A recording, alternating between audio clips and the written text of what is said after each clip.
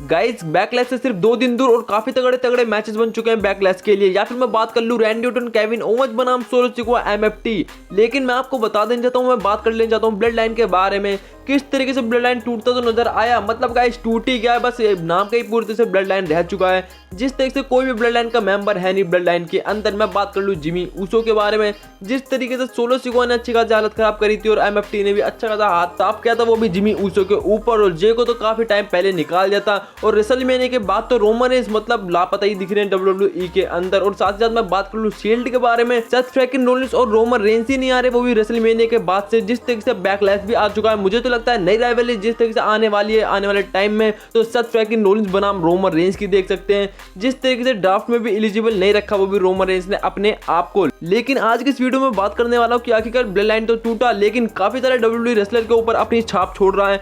जिस तरीके से हमने देखा इंपीरियम के ऊपर, या फिर मैं बात कर लूं जजमेंट डे के ऊपर, मतलब गाइस ये भी टूटते हुए नजर आ रहे हैं। जिस तरीके से ब्लड लाइन टूटा, और साथ ही साथ हमें तो यही पता नहीं लग रहा कि आखिरकार सोलो सिकोआ किस तरीके से एमएफटी को तो लेके आए और क्या कुछ करने वाले आने वाले टाइम में। जिस तरीके से और भी मेंबर जोड़ सकते हैं ब्लड लाइन के अंदर। मतलब गाइस ब्लड लाइन तो तभी बनते जब फैमिली के सारे मेंबर ब्लड लाइन के अंदर हो। जिस तरीके से जिमी जे और रोमन रेंस और सोलो सिकोआ थे एक टाइम पे। लेकिन गाइस सोलो सिकोआ जिस तरीके से अलग अलग रेसलर को जोड़ते नजर आ रहे हैं, या फिर मैं बात कर लूं एमएफटी, या फिर मुझे तो लगता है कि वो आने वाले टाइम में और भी तगड़े तगड़े सुपरस्टार को कहीं ना कहीं ज्वाइन करने देंगे ब्लड लाइन, और अच्छी खासी हालत खराब करते हुए नजर आएंगे डब्ल्यूडब्ल्यूई के सभी रेसलर की। लेकिन जिस तरीके से मैंने बताया कि ब्लड लाइन टूटता हुआ नजर आ रहा है और उसका साया पूरी तरह से दिख रहा है मैं इंपीरियम के ऊपर या फिर जजमेंट डे के ऊपर, तो गाइस आज की इस वीडियो में उसी के बारे में बात कर लेना चाहता हूं। मैं पहले ही बात कर लेना चाहता हूं जजमेंट डे के बारे में। तो गाइस आपको पता है कि आखिरकार मामी इंजर्ड होकर जा चुकी है डब्ल्यूडब्ल्यूई से कुछ टाइम के लिए, और कहीं ना कहीं उसी चीज का फायदा उठाया बेकी लिंच ने और चैंपियनशिप पूरी तरह से बैटल रॉयल के दौरान जीती। लेकिन जजमेंट डे के अंदर काफी ज्यादा उथल पुथल हुआ, वो भी रिया रिप्ली के जाने के बाद। या फिर मैं कहूं तो ब्लड लाइन को देखते हुए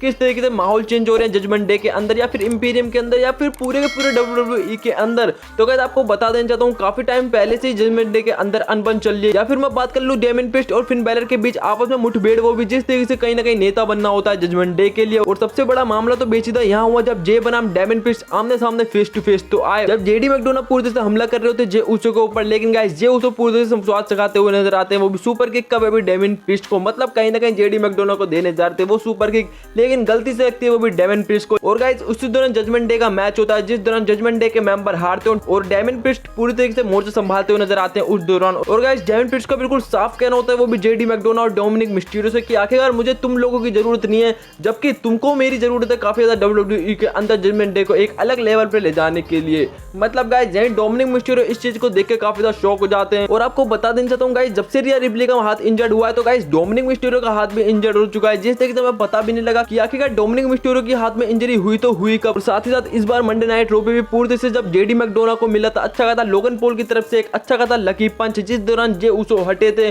और पूरी तरह से उस दौरान भी डेमियन प्रीस्ट ने कह दिया था कि आखिरकार मुझे तुम लोगों की जरूरत नहीं है, मैं अकेले संभाल लूंगा जे ऊसो को। तो गाइस इन सब बातों से तो यही पूरी तरह से तय होता है कि आखिरकार पूरी तरह से जजमेंट डे के डेमियन प्रीस्ट, या फिर मैं बात कर लूं जजमेंट डे के नेता ने, कि आखिरकार मैं वर्ल्ड हेवीवेट चैंपियन जब बनी चुका हूं तो काफी ज्यादा टाइम तक मैं रह सकता हूं, वो भी तुम लोगों के बिना। मतलब गाइस नंबर्स के एडवांटेज के बिना ही रहना चाहते हैं वो भी Damien priest world heavyweight champion. और जजमेंट डे के अंदर काफी टाइम से हम अनबन देख सकते हैं, जिस तरीके से टूटने के कगार पे आ रहा है वो भी जजमेंट डे। ना तो गाइस एक टाइम पे तो मामी आती थी पूरी तरह से मैटर को संभालती थी, लेकिन अब तो मामी भी नजर नहीं आ रही। तो गाइस जजमेंट डे मुझे लगता है मामी के ना रहते हुए जल्दी टूट जाएगा। और साथ ही साथ अब मैं बात कर लूं फॉर्मर इंटरकॉन्टिनेंटल चैंपियन गुंथर के बारे में, या फिर रिंग जनरल के बारे में, तो गाइस उनका भी यही पूरी तरह से हाल है जिस तरीके से हाल हमने देखा ब्लड लाइन का, या फिर जिस तरीके से हमने हाल देखा जजमेंट डे का। तो गाइस इस बार लुडविग का जो जॉनी मिची का एक मैच होता है, जिस दौरान पूरी तरह से हार का मुंह देखने को मिलता है, वो भी लुडविग का जो जॉनी मिची को।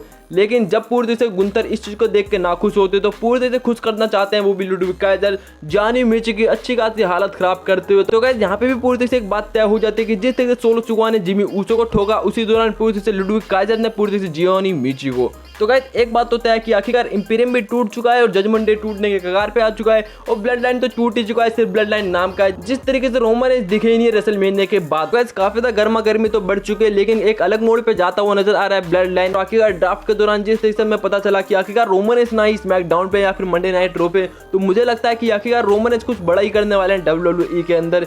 जिस तरीके से उनकी रेपुटेशन रेसलमेनिया के बाद जिस तरीके से गिरी है, उस तरीके से वो फिर से उठा सके, या फिर जिस तरीके से शील्ड के मेंबर आपस में भिड़ सकते सकते हैं सेथ फ्रैकिन रोलिंस बनाम रोमन रेंज। जिस तरीके से सेथ फ्रैकिन रोलिंस ने पूरी तरीके से मदद करी है वो भी रोमन रेंज की यूनिवर्सल चैंपियनशिप छिनवाने के लिए। तो गाइस काफी ज्यादा मामला बेचुदा हो गया और बैकलैश के बाद काफी तगड़े तगड़े राइवलरी हम देख सकते हैं WWE के अंदर। तो गाइस आई होप आपको वीडियो पसंद आई होगी, तो कर देना सब्सक्राइब एंड वीडियो को लाइक। अब मिलता हूँ नेक्स्ट वीडियो में, तब तक के लिए टाटा बाय बाय।